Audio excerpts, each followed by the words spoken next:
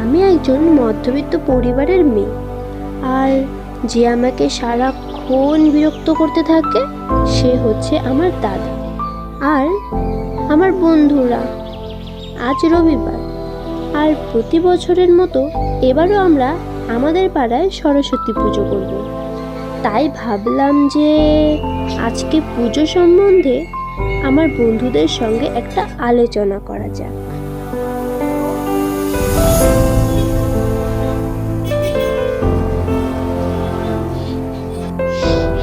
রে এখন উঠিসনি? বেলা কয়টা বাজে দেখ। এভাবে শুয়ে থাকলে কিচ্ছু হবে না। তোর ল্যাপটপে স্বপ্নে ডাক দিয়ে আসবে না। পড়াশোনা কর, তারপর সব কিছু হবে। দেখ তোর বান্ধবী মনে হয় এসে পড়ছে, ওই যে সোনালি যাচ্ছে তোরে। উঠে পড়, উঠে পড়। সকাল সকাল মাথায় রেখে চলে এসে চুপ কর না একটু। কর না এভাবে, যা তাড়াতাড়ি রান্না কর, যা। কাজে যাবো, চা একটু বানিয়ে দে ফটাফট। তুই কোথায় যাবি? যা, আমি পারবো না। পারবি না? পারবি না তো? পারবি না তো? থাক।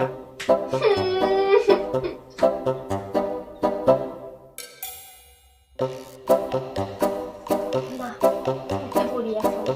লেট হয়ে গেলে সবাই মিলে আবার আমাকেই ধরবে।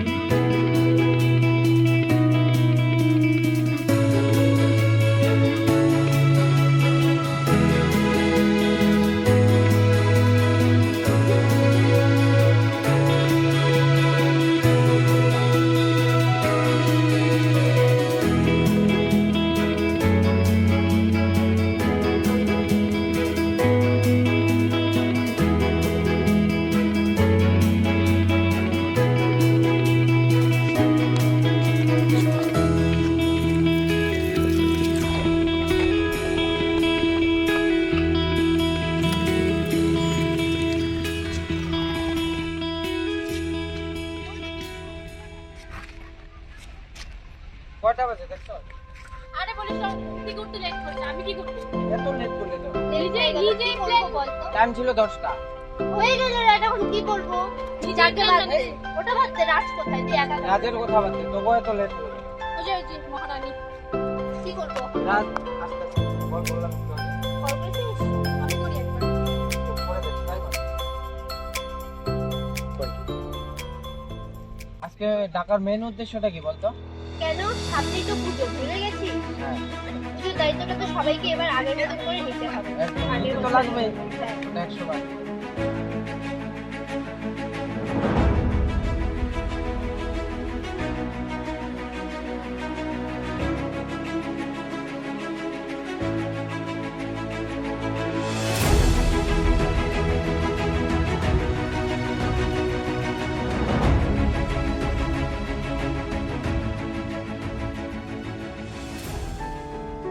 আচ্ছা ঠিক আছে, সন্ধ্যালে হলো, কালকে তুই রাজকে নিয়ে আসিস, তোর যখন কাজ আছে তাহলে আমরাও যাই, ঠিক আছে?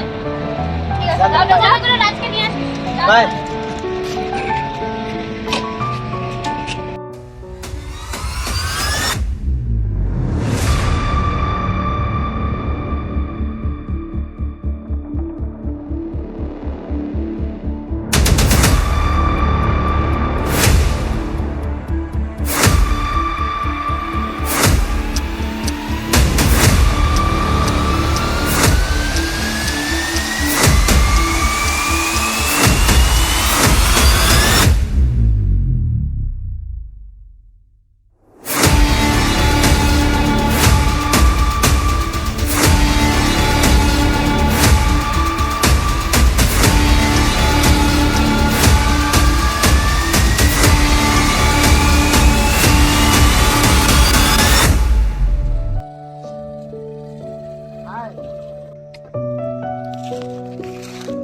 তারপর বল।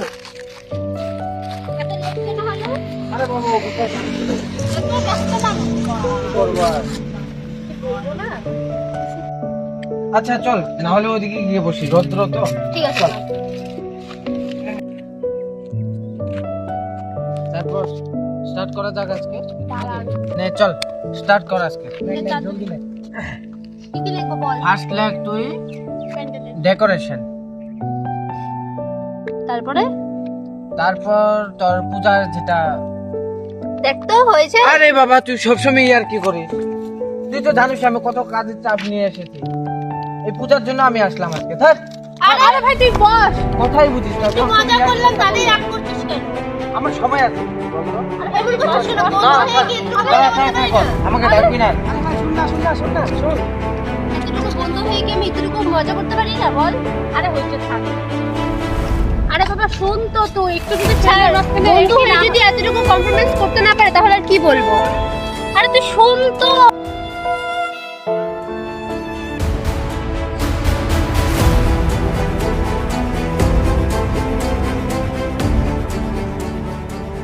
হ্যাঁ, সবাই যদি ভালোভাবে দায়িত্ব পালন করে তো ভালো লাগবে না, সেটাই। আচ্ছা শোন না, তোমার একটা কথা বলি। পূজার সময় অনেকবার কল করেছে, তো আমার সাথে কবে থেকে দেখাও হয় না, আর ও দেখা করতে পারে না টাইমের জন্য।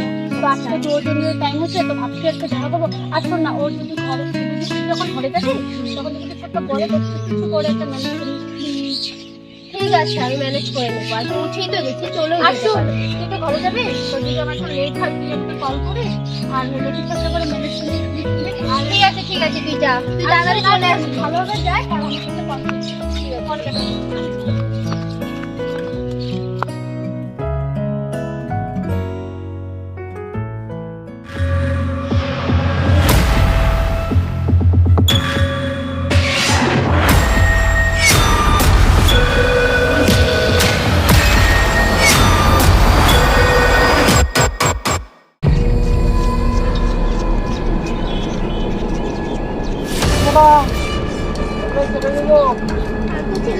বাড়িতে মা বোন নেই নাকি?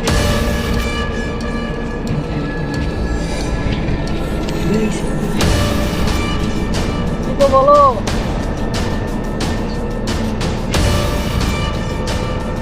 আজকে ছেলে রে।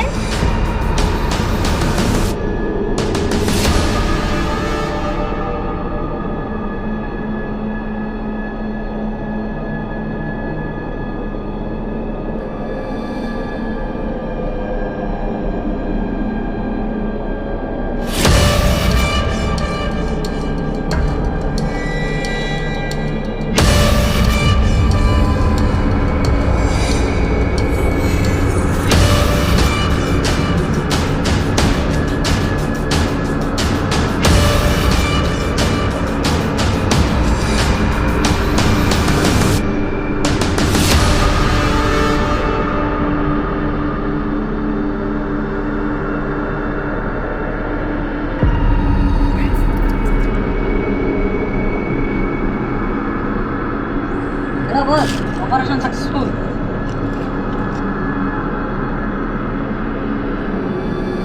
হ্যাঁ দাদা বলো। কি?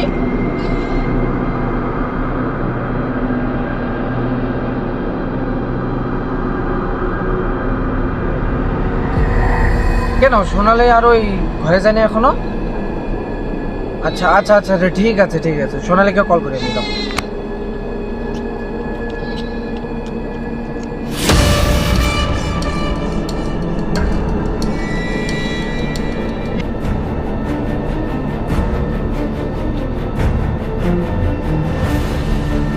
হ্যালো, তোরা কোথায় রে? রিয়া কোথায় তাহলে?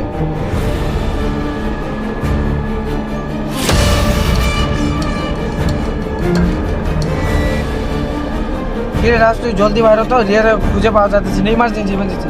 হ্যাঁ হ্যাঁ হ্যাঁ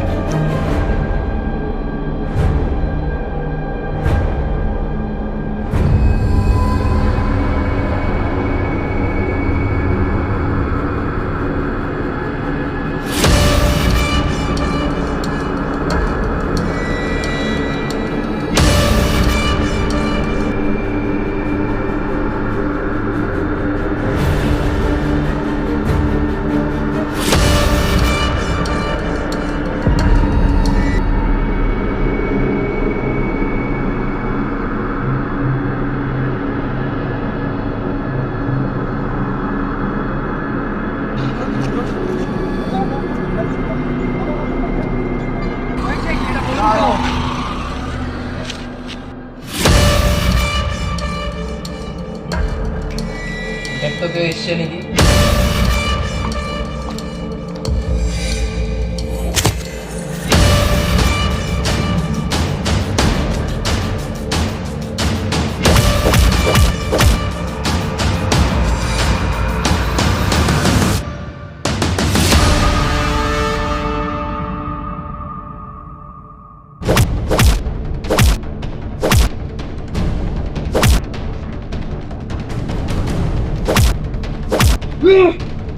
কোথায় তোর বস?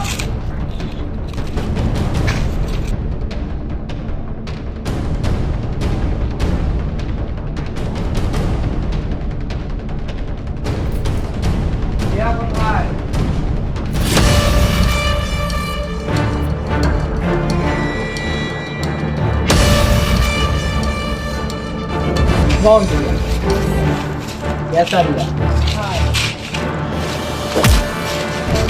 আবার বলছি রিয়া কোথায়?